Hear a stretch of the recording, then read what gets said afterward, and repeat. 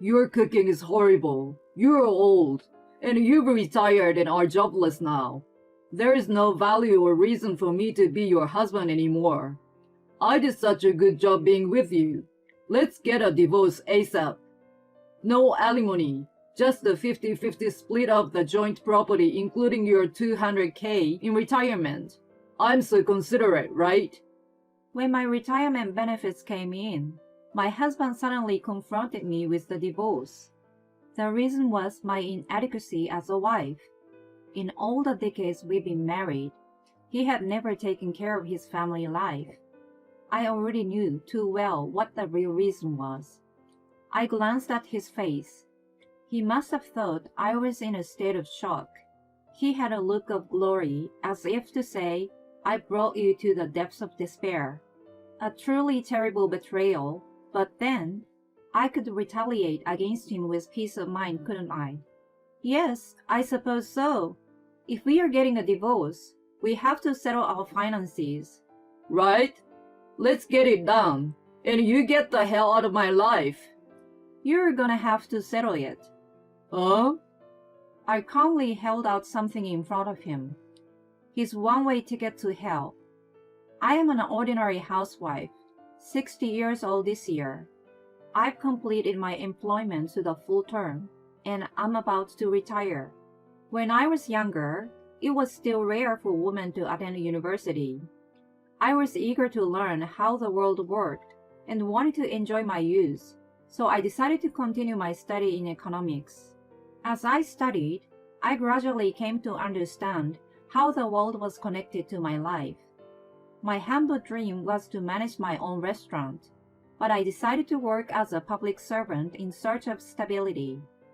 My husband Mark was a classmate of mine at the same university. Although we majored the same, we had little to do with each other at first. We happened to be in the same club in our junior year and started to interact often. A lot of time was spent together at club events and on our thesis research. We gradually became close to each other, but didn't start dating until after graduation. I regularly went out for drinks with him and other university friends and enjoyed our time complaining about each other's workplaces. Among them, we especially got along well and sometimes went out for a drink just the two of us. I didn't dislike him and I enjoyed his company on many occasions. One thing led to another. We naturally became an ordinary couple. We normally got together at either of the houses and just lazed around on the weekends. I used to cook something simple, and we ate it together or went to a fast food chain. Occasionally, we splurged a little and enjoyed eating at a nice restaurant. Every summer and winter holiday, we took a trip abroad or to other parts of the country. After 5 years of dating, we decided to get married. I was turning 30, a milestone year for me. I thought it was the right time, and we both agreed it was a good time to start a family. 2 years after our marriage, our long-awaited daughter Maggie was born. It was my first experience with pregnancy and childbirth, and I had a lot of worries. Even so, Mark seems to be taking it much easier. I wasn't pleased with him, but managed to put up with his nonchalance in silence. Behind the scenes, there was my sister Stephanie. About the same time I graduated from university, our parents passed away. She got a job right out of high school, and I was already employed, so we were financially stable. We both loved our parents and supported each other through hard times. We lived about a 10 minutes walk apart, and if something happened to either of us, we ran to each other immediately. She was unmarried and not dating anyone. She had a pessimistic view of a relationship as a result of having numerous scumbag boyfriends after high school. The first guy she dated was quite a playboy, who cheated around on her.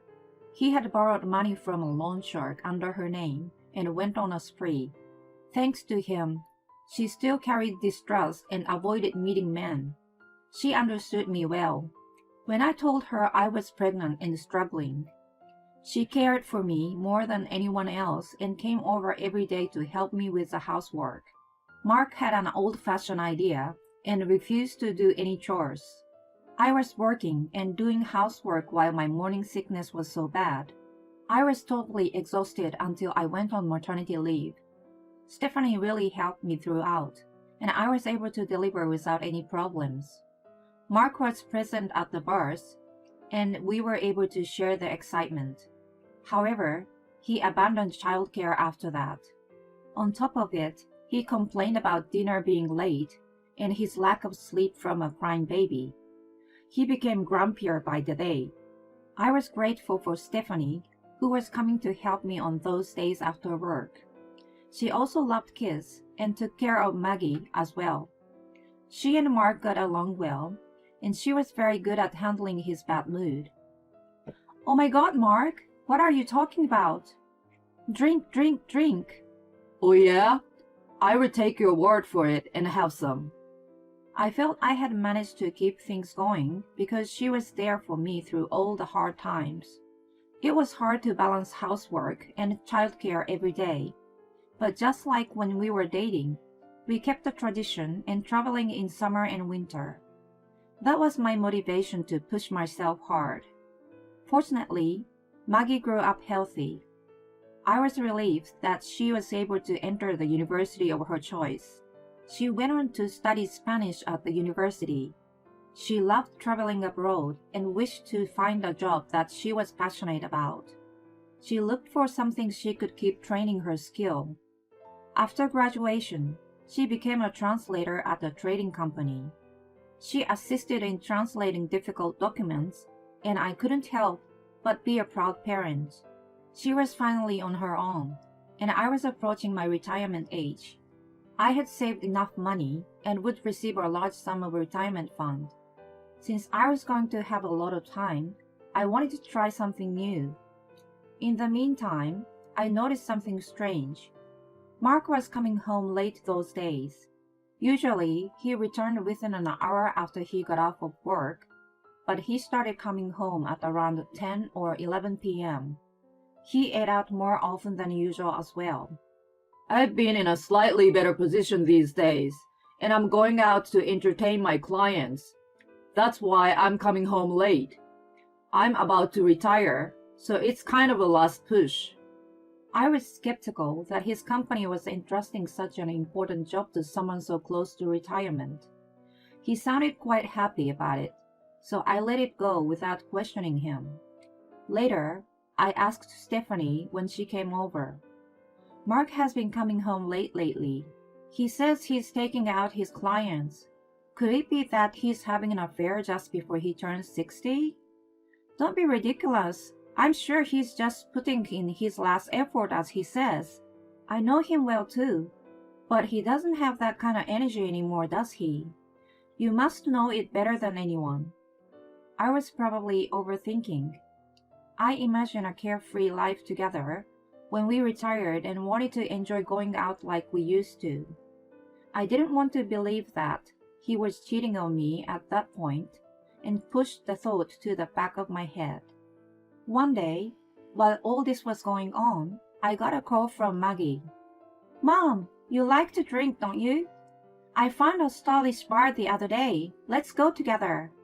"Of course it's on me, so don't worry." "Wow, you sound so adult now. I will take your word for it. Let's go." I was so happy to hear her all grown up and decided to take the rare opportunity. A few days later, we met for drinks.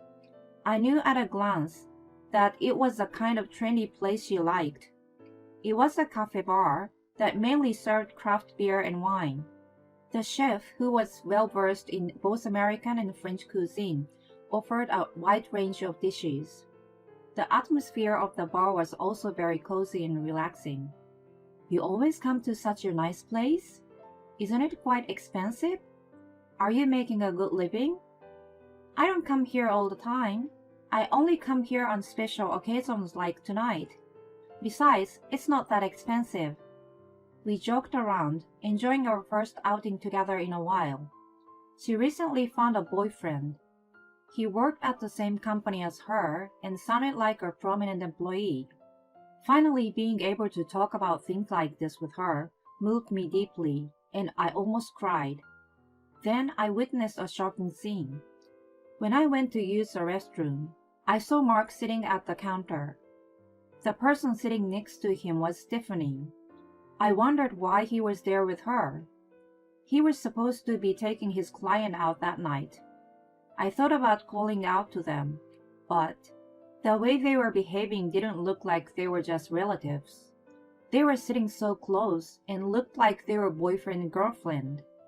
I even saw his arm around his waist, and he had that sweet look on his face like when we used to date. I felt nostalgic and a tightness in my chest all at once. Even if he was drunk, that's a bit much, isn't it? She seems pretty happy though. I was upset, but I calmed myself down and went back to the table. Maggie sensed something from my expression. "Mom, what's wrong? Are you okay?" "No, actually." I told her everything I had seen earlier and said, "Well, I guess he must have gotten tired of me. Stephanie is prettier and smarter. This is what happens when you've been together for almost 30 years. Holy cow! He's been having an affair with her? Unbelievable. You don't need to blame yourself. There's nothing wrong with the person being cheated on. The person who cheats has a problem. I'm with you, Mom. Don't let him get away with it anymore. I know what you have been going through. Let's make him regret it." She encouraged me to face up to the reality, and I decided to confront him. With advice from her, I started off by secretly taking pictures of them together as evidence. 3 months after the shocking encounter, I finally reached retirement. It was a bittersweet moment to realize that I no longer worked there after so many years, but I was also looking forward to my second life. I spent my days doing housework and what I had been wanting to do. Mark was the same age as me, and he was going to retire in 6 months. Hey, how much do you have in your retirement fund? He asked me a few days after I retired. $200,000. But what is it all of a sudden? It's mine anyway. Yeah, I know that. I'm just asking so that I can visualize how much I will get in 6 months. I could see that he was grinning, but I pretended not to notice. Then, his attitude suddenly changed about 2 months afterward. We were getting a divorce. Excuse me? What's going on? I've been thinking for a long time that I don't like your cooking. I've never really thought it tasted good. I used to think you were pretty, but now you're older. You become really haggard. I'm even embarrassed to walk outside with you. You lack empathy too.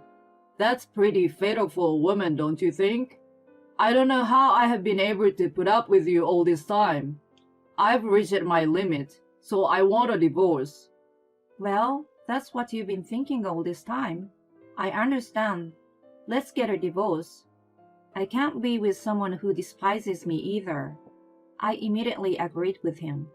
He grinned and spoke enthusiastically. Thank you for all your hard work. Now it's time to talk about our finance. I'm going to take your retirement fund. It's our shared property. I see. Then I will make sure to charge you alimony. Don't you pretend you know nothing. I don't know what you are talking about. Don't make it harder than it needs to be. Do you still insist that you don't know about this? I laid out evidence pictures of his affairs on the table. This was 2 months ago, when you said you were taking clients out but meeting Stephanie. And this was... Actually, I hired a private detective after I retired and had him collect evidence of the affairs. It turned out that he was meeting her almost every day. No wonder she stopped coming over and didn't contact me anymore. From now until the divorce is finalized, I'm going to stay with Maggie. You can have Stephanie move in and live together. Anyway, I will not be coming back. So long. I packed my suitcase with everything I needed and headed right over to Maggie's house. I informed her of the whole situation, and she warmly welcomed me in. I see you finally got it all done. Good job, Mother. Make yourself at home until you find your own place. Thank you. I will take up your offer. If your boyfriend comes over or something, I will go somewhere else, so just let me know. From there, I filed for divorce from Mark and civil tort claim against Stephanie through the lawyer I had consulted beforehand. I asked him to set the amount of alimony higher than the market rate for a mature divorce. Mark and Stephanie were quite shocked to see the amount and called me in panic.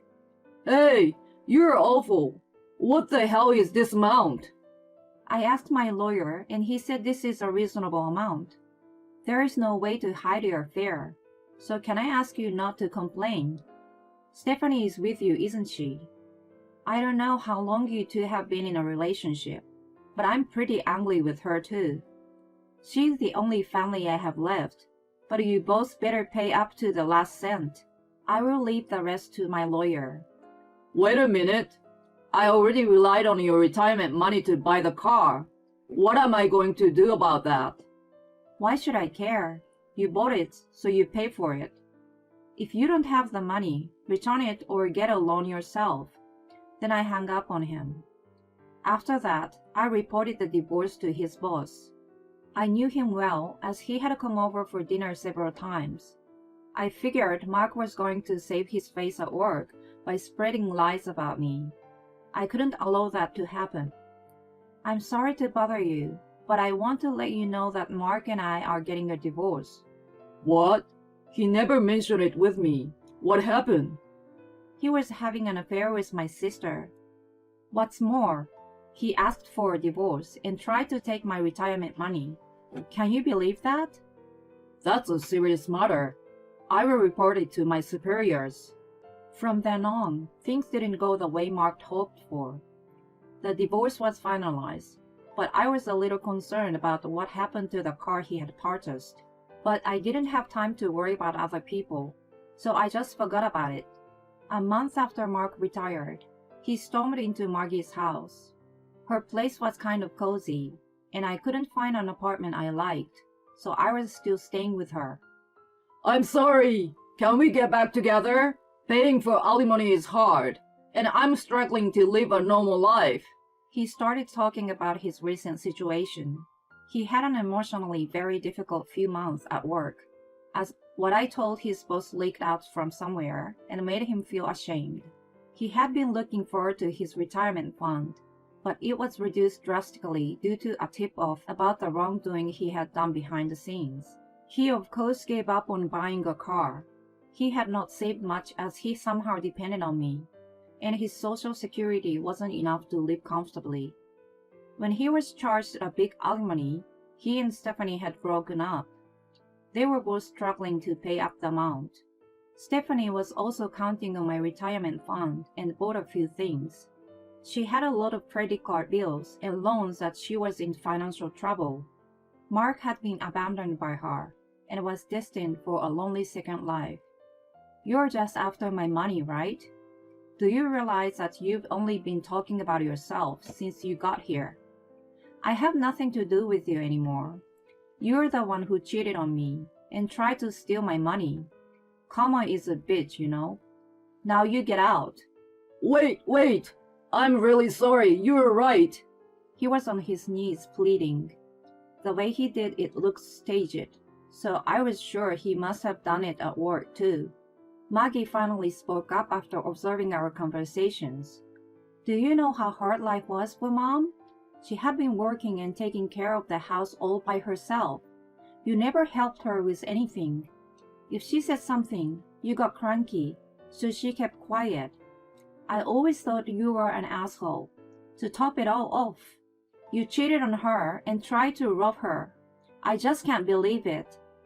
And now you ask her to get back together because you need the money. Can you humiliate yourself even more? I never want to see your face again, you traitor. Being told this much by his daughter mortified him that he left in a miserable state. I'm completely freed from Mark now that I'm enjoying a comfortable second life. I found a perfect apartment for myself and have been throwing home parties with my ex-coworkers and friends.